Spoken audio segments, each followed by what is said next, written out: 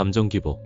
내 마음은 왜 이렇게 출렁일까? 혹시 요즘 별일 아닌데도 울컥 화가 나거나 어느 날 갑자기 이유 없이 눈물이 나진 않으셨나요? 또 어떤 날은 어제와 같은 하루인데도 이상하게 가슴이 답답하고 사람이 싫고 말수도 줄고 그런 자신이 낯설게 느껴질 때도 있으셨을 겁니다.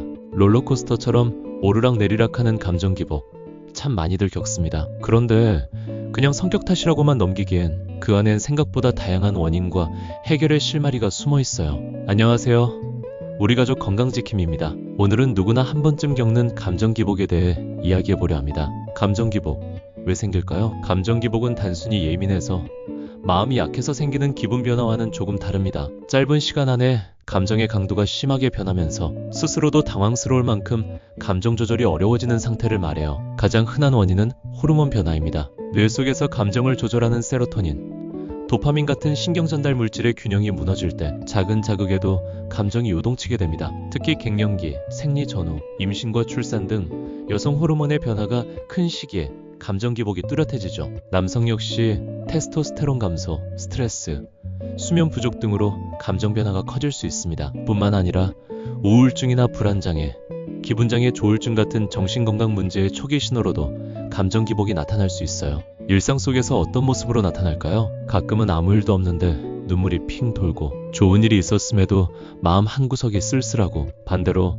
사소한 말 한마디에 가슴이 철렁하고 분노가 치밀어 오르기도 하죠. 이런 감정의 롤러코스터, 단순히 피곤해서, 기분이 나빠서, 그저 예민해서 그런 거라고 넘기기엔 너무 자주 반복되고 점점 그 폭도 커지는 걸 느끼게 됩니다. 감정 기복은 겉으로는 보이지 않지만 생활 곳곳에서 조용히 파문처럼 퍼져나갑니다. 특히 다음과 같은 일상 속 작은 신호들이 자주 나타난다면 몸과 마음이 보내는 구조요청일 수 있어요. 주변 사람이 요즘 왜 이렇게 예민해? 라고 자주 말한다면 내가 느끼는 것보다 더 자주, 더 강하게 감정이 드러나고 있다는 신호입니다. 평소보다 작은 일에도 목소리가 높아지거나 반응이 과해진다는 이야기죠. 이때마다 나 왜 이러지? 하고 스스로를 탓하게 되지만 사실은 몸과 마음의 밸런스가 무너지고 있다는 신호일 수 있어요. 감정 변화 때문에 인간관계에 지장이 생기기도 해요. 친한 친구와의 사소한 다툼, 가족과의 말다툼, 설명하기 어려운 거리감이 생기고 대화 후에는 괜히 미안하고 후회가 남습니다. 상대는 모르지만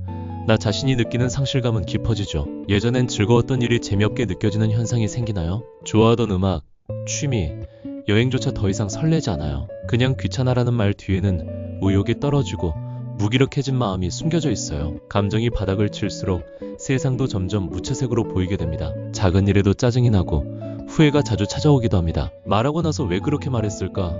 괜히 화를 냈다 싶어 자책하는 날이 많아졌다면 지금의 감정 상태를 한번 돌아볼 필요가 있어요. 이런 자책은 자신감 저하와 자기혐오로 이어지기 쉽습니다. 이처럼 감정 기복은 단순한 성격 문제나 기분 탓이 아닙니다. 몸과 마음이 함께 보내는 경고음, 내면의 평형을 되찾기 위한 절박한 신호일 수 있어요. 무시하면 할수록 더 깊어지고 그저 버티면 언젠가는 괜찮아지겠지 하는 생각은 결국 나를 더 지치게 만들 수 있습니다. 중요한 건 이 감정의 진폭을 있는 그대로 인식하고 다정하게 돌보는 것, 그게 나를 살리는 시작이 될 수 있다는 사실이에요. 감정 기복을 유발하는 주요 원인들, 내 감정이 출렁이는 이유들 알아볼까요? 감정이란 건 이유 없이 올라왔다가 내려가는 게 아니에요.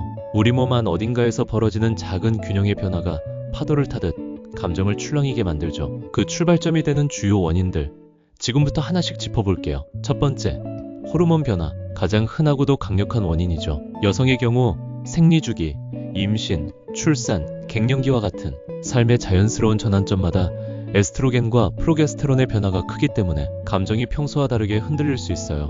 남성도 예외는 아닙니다. 테스토스테론이 서서히 감소하는 중년기에 들어서면 무기력함과 짜증, 우울감이 함께 찾아올 수 있어요. 특히 갱년기에는 사소한 말 한마디에도 상처를 받고 혼자 있는 시간이 늘면서 감정의 기복이 더 커지죠. 두 번째, 스트레스와 만성 피로. 매일 반복되는 일상 속에서 쌓이는 피로는 우리도 모르게 뇌를 예민하게 만들어요. 스트레스 호르몬인 코르티솔이 과다 분비되면 뇌의 감정 중추가 쉽게 자극받고 작은 일에도 과하게 반응하게 됩니다.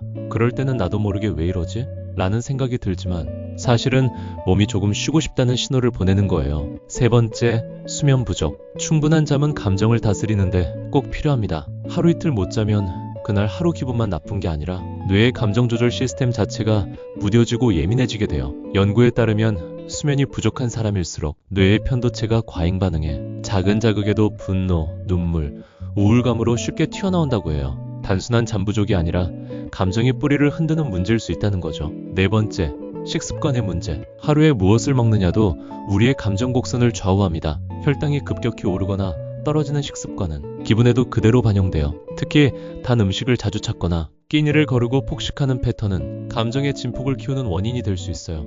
또한 트랜스 지방, 카페인 과다 섭취, 알코올 역시 감정의 안정을 깨뜨리는 요인으로 작용하죠.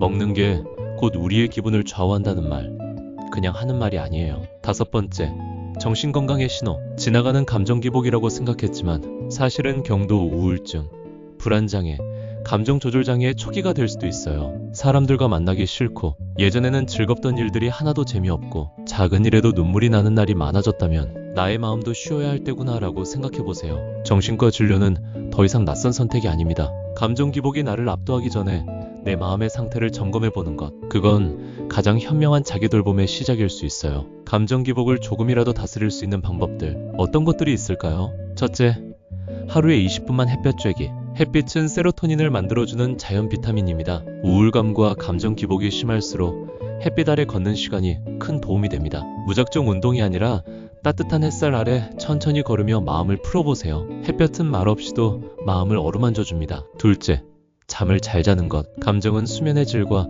아주 밀접하게 연결되어 있습니다. 매일 다른 시간에 자고 일어나면 뇌가 혼란을 느끼고 감정 조절이 더 어려워지죠. 밤 11시 이전에 자는 습관, 그리고 자기 전 스마트폰은 멀리 두는 것, 이 두 가지만 지켜도 감정 기복이 훨씬 잦아듭니다. 셋째, 감정을 글로 적는 것. 감정이 복잡할수록 머릿속은 얽히고 몸도 무거워집니다. 이럴 땐 종이와 펜을 꺼내 현재의 감정을 써보세요. 나는 지금 이런 감정을 느끼고 있다. 이 단순한 문장이 감정을 인식하고 다스리는데 큰 힘이 됩니다. 넷째, 마음이 무거울수록 사람을 피하지 말 것. 감정 기복이 심해지면 사람을 피하고 혼자 있고 싶어지죠. 하지만 이럴수록 믿을 수 있는 사람 한 명과의 짧은 대화만으로도 마음이 놀랄 만큼 가벼워질 수 있습니다. 지나가는 인사 한마디, 가족과의 차 한잔, 그 안에 감정을 눌러주는 힘이 담겨 있습니다. 다섯째, 카페인과 술 줄이기. 커피 한 잔, 맥주 한 캔이 감정에 미치는 영향 생각보다 큽니다. 카페인은 뇌를 각성시켜 감정의 기복을 더 심하게 만들고,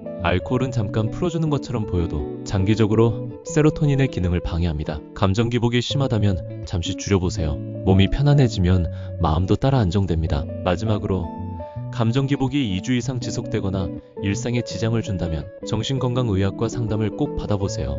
치료가 필요한 신호일 수 있습니다. 도움이 되는 영양소와 자연요법, 감정 기복을 다스리는 작은 습관들에 대해 알아볼게요. 감정 기복은 마음의 문제이기도 하지만 몸의 신호이기도 합니다. 몸이 편안해야 마음도 평온해질 수 있죠. 이럴 때 챙기면 좋은 영양소와 자연요법 함께 살펴볼게요. 첫째, 마그네슘. 신경 안정 미네랄이라 불릴 정도로 마그네슘은 뇌 신경과 근육을 진정시키는 역할을 해요. 요즘처럼 스트레스가 많은 시대엔 마그네슘이 쉽게 소모되기 때문에 충분히 섭취해주는 게 중요하죠.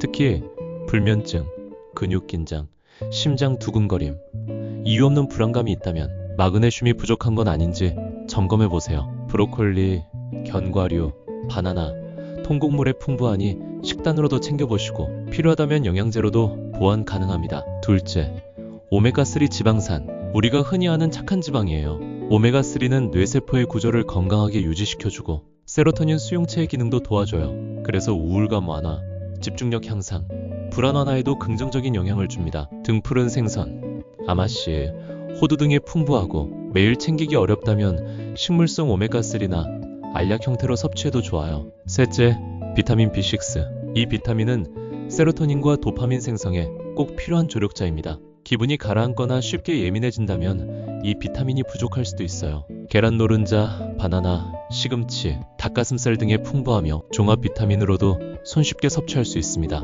특히 여성에게는 PMS 증상 완화에도 도움이 된다고 알려져 있죠. 넷째, 감마리놀렌산 GLA. 이름은 낯설지만 이 성분은 여성의 호르몬 균형에 핵심적인 역할을 합니다. 생리 전후 감정 기복, 갱년기 증상, 가슴 통증, 피부 건조 등에도 사용되는 성분이죠. 달맞이꽃, 종자유나 보라지유 등에 들어있으며 특히 40에서 60대 여성분들이 꾸준히 복용하면 잔잔하게 기분이 가라앉는 걸 느낄 수 있어요. 다섯째, 홍삼, 아연, 셀레늄. 이 세 가지는 체력과 면역력, 그리고 몸의 기본 에너지를 지켜주는 대표 영양소입니다. 감정이 자주 흔들리는 이유 중 하나는 체력이 떨어져서입니다. 몸이 지치면 마음도 쉽게 무너지죠. 홍삼은 기운을 북돋아주고, 아연은 신경전달 기능을 도와주며, 셀레늄은 산화 스트레스를 줄여주는 항산화 미네랄이에요. 그리고 꼭 기억해두세요.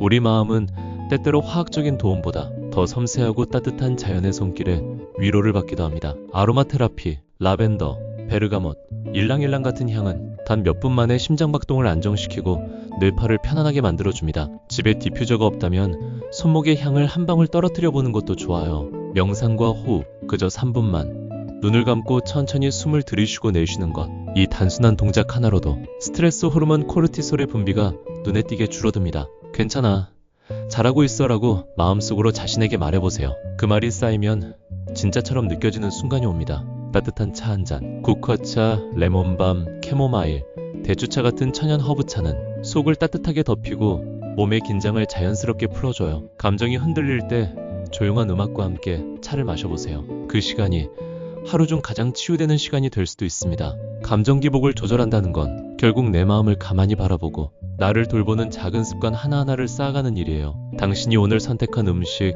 향, 음악, 대화 한마디가 내일의 감정을 조금 더 부드럽게 만들어줄 거예요. 감정이 자주 흔들리는 건 내 마음이 지금 힘들다는 신호일 수 있어요. 그걸 무작정 참아야 한다고 넘기지 마세요. 감정도 근육처럼 훈련하고 돌봐줘야 하는 영역입니다. 내 감정을 이해하고 돌보는 하루가 되시길 바랍니다. 오늘도 건강을 위한 정보가 도움이 되셨다면 좋아요 한번 눌러주시고 주변에 필요한 분들께 공유해주세요. 듣기만 해도 자연스럽게 건강 정보를 얻고 싶으시다면 구독 버튼도 꼭 눌러주세요. 앞으로도 건강을 지키는데 꼭 필요한 정보 정확하게 전달드리겠습니다. 긴 영상 시청해주셔서 감사합니다. 우리 가족 건강지킴이었습니다.